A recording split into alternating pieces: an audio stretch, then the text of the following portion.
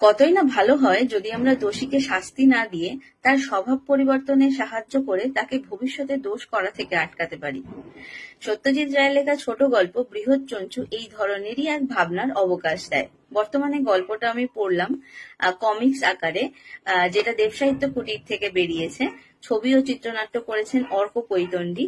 গল্পের প্রধান চরিত্র অ্যান্ডাল গ্যামরসিস অর্থাৎ টেরর বার্ড, একটি অতিকায় বেগুনি রঙের পাখি, এবং রয়েছেন তুলসী বাবু, যিনি খুবই বাস্তববাদী একজন চাকুরিরত লোক, কিন্তু চাকরির পাশাপাশি তিনি কবিরাজি নিয়েও ভীষণ রকমের উৎসাহী, এবং এই কবিরাজির সূত্রেই তাকে একবার যেতে হয় দণ্ডকারণ্যে, এবং সেখানেই তিনি হঠাৎ এক অতিকায় বড় ডিম দেখতে পান, এবং সেই ডিম ফুটে তক্ষুনি তার সামনেই বেরিয়ে আসে এক পাখির বাচ্চা।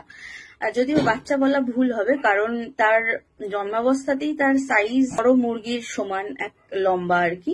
তো তুলসীবাবুর অনেক দিনের শখ ছিল কিছু একটা পোষার, এবং সেই থেকেই হয়তো তিনি ওই পাখিটিকে নিজের ব্যাগে করে ভরে বাড়ি নিয়ে আসেন এবং পুষতে শুরু করেন।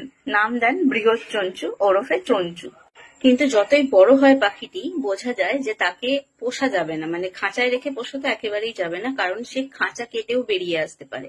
এবং একদিন এমন আসে যে তাকে আবার তুলসীবাবু দণ্ডকারণ্যে ফিরিয়ে দিয়ে আসার সিদ্ধান্ত নেন এবং দিয়েও আসেন।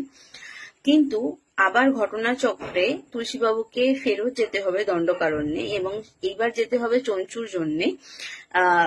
এবং এখান থেকেই আমরা দেখব যে চঞ্চু হঠাৎ বদলে যাবে, তার হিংস্র রূপ বদলে যাবে। কিন্তু কিভাবে সেটা সম্ভব হবে, সেটার জন্য গল্পটা পড়তে হবে।